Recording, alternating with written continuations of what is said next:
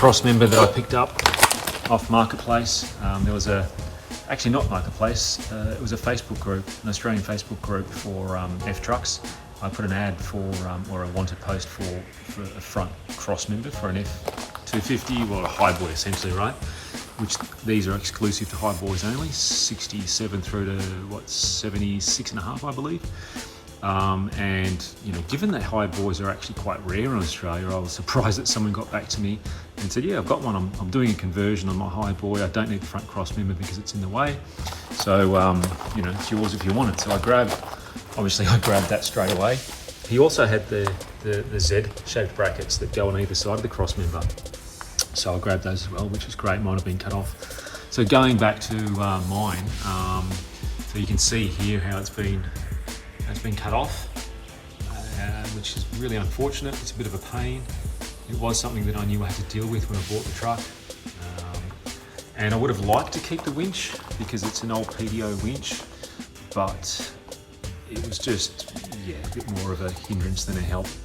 And I wanted to put a front bumper on the truck for a roadworthy, and also I just didn't like the fact that it didn't have a front cross member, or at least it was cut in half. I mean, sure, I could put a bracket through there and weld it up, or make a join piece, I guess you might say. But I'm a bit of a stickler for making things original, clearly, because I'm going through the trouble of doing these hot rivets. As mentioned before, here's the cross member all welded up. I've straightened it out, it was pretty bent up. But as you can see, I've removed all the hot rivets. But what I'm going to do is actually, so I've got all of these, or all the old ones, most of them, and I'm actually going to, so I want it to look standard, and I'm going to put these back in and weld them from the back, and I'll probably actually use one of these bolts, cut them down, drill a hole through the center, and weld it from the other side, from the inside, from this side, and then basically just weld that in through, like plug weld it through there onto the bracket, which will then just give it that sort of standard, you know, inverted commas, factory look. I don't really want nuts and bolts, and you can see where I've welded the penetration. I've welded across the back there, and then across these two holes here. So what I did there was, there was 4 holes already obviously drilled for the original hot rivets. I removed those, and then I've just put an angle, I've got a cutting off disc, and I've just cut through there 2 slices to remove the section, just this top surface, and then I've basically welded in between that, so then it penetrates into this bottom plate. So it's welded there, welded 2 places there, which I'm confident, you know, that is equivalent to these 2 or these 4 holes, and I will probably do a weld as well. Actually, do another plug weld in the maybe on this surface here somewhere, and then obviously, yeah, do those faux rivets. So that's the plan. I'll keep everyone updated with progress, and we'll see how that looks. The thing that I wanted to mention with doing what I'm doing is I realised that Ford built these chassis not only for F trucks, but I think most manufacturers did this. Using hot rivets, it actually allows for flex and movability. Is that a word? Flexibility in the chassis, so around the main rails and cross members. So they did use, you know, these hot rivet style joins to allow for that flex. So like a Model A Ford, actually the chassis actually flexes quite a lot due to the fact that it is riveted, not welded. So I understand I've welded this, but look, you know, to be honest, I'm not too worried about it. It's only the front cross member that I'm doing. It's not, you know, a truck that I'm going to be forward driving in, I guess, in terms of, you know, really hardcore forward driving and really flexing it out. And even if I do, I don't think that what I've done here is really going to affect anything too much. Okay, so these are the fake hot rivets welded in. I've got the 4 front ones done, so I've just used old ones that came off the crossmember. Now, obviously they look real, right? They look legit factory, which is what I'm going for. Turn this crossmember around, and you can see how I've essentially just plug welded those in. Now, what I'll do is you can see I've ground off the weld on this one. Now, I've taken one of these old bolts, one of these new bolts I should say, just a standard bolt from a hardware store, a cap head I think they call it. Cut that off there. I drilled a hole through the center, which is essentially that. And this is completely insane. I know I'm going to get a hard time for doing this, but that's just the way my mind works. And look, you know, you can use this. I've used this method actually on chassis that on hot rod chassis and things like that. If you do want to have that hot rivet look, but obviously you don't have the means to or the tools to put hot rivets in. Or even like a tight space. So I mean, for instance, this particular space here is really difficult in order, especially if this is on the truck, to put a hot rivet in. So this is a great way of doing it. So essentially, I'm just going to plug weld that, and that's it. Good as gold. Done. Now that'll give you that factory look. I'll clean it up, of course, give it a coat of black.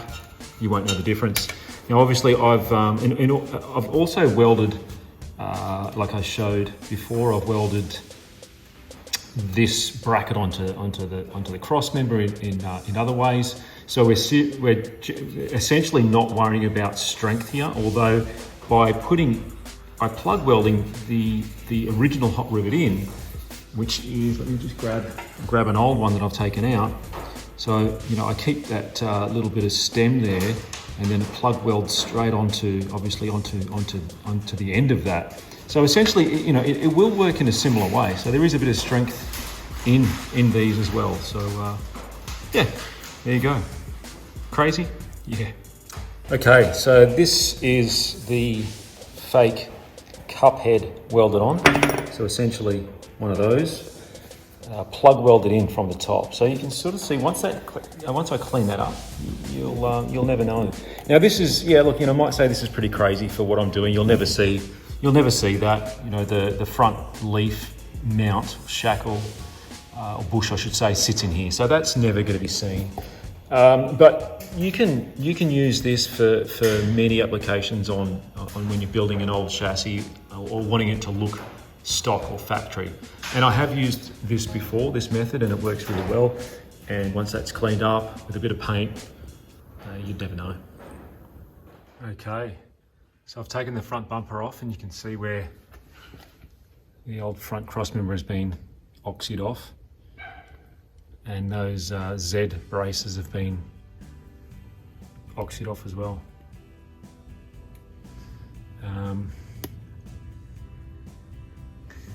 So what I'm going to do is grind these hot rivets off, and I'll then put on the new crossmember. So this is it here. This is it mostly finished with the fake rivets, hot rivets. You can see there. You can see there where I've welded the hanger. But you can also see here where I've plug welded the rivets underneath, which are the old existing ones that I've reused. So, and these front ones as well, which you can see there are all in. So you can see those silver ones there actually are the new ones. But essentially, that's it. So next up is installing the new / old crossmember. Alrighty, here we are. We've got one side off. I forgot to video taking that off, but here we are. Still got this side here to go. So what I actually did was I ground the caps off, or the tops off the original hot rivets, And then, which you can see here, I just used a grinding wheel, ground them off. And then I got the old air chisel in between here, of course, and then it just pried off. Bit of a sledgehammer, and off she comes. So I'll do this side. So I've got the top Z bracket off as well. And look what I found. I thought this was pretty cool. On the leaf springs, there was a sticker, made in America. How fucking cool is that? Alrighty, there we go. Front crossmember in. You can see there's a lot of grinding dust and crap everywhere. But everything looks good. Everything fitted well. Got a few things to bolt up. Everything is back to stock, I guess you might say. So I'm pretty happy about that. Looks good. Throw the bumper back on. And yeah, happy days. Got the old bits that I've chopped up that were originally on it, sitting here. I reckon I'll keep those just in case, you never know. They might come in handy, or they might come in handy for someone. All right, well, I hope that was helpful in some way. Like I said, it was, you know, a bit overkill doing the hot rivet, sort of the fake hot rivets, but you can apply that to, you know, when you're building a chassis or when you're modifying, you know, something that's sort of quite visual, like these two bolts, of course. I mean, they're actually welded from the back, and as you would have seen. So, you know, it has its place. I mean, the ones underneath the actual hanger there, under the eye of the leaf, I mean, yeah, sure, no need to do that. I did it anyway, why not? But it just shows everyone how it can be. Here we go, all done. Fake hot rivets using cap head bolts that have just been cut off at the top, drilled through the center, and MIG welded on. It's actually turned out pretty good. I used a high setting or high amp setting on the MIG. Got a heap of penetration and no cleaning required. It ended up pretty good. So I'm just gonna leave it like that. I'll put a coat of paint on it. I'm calling that done.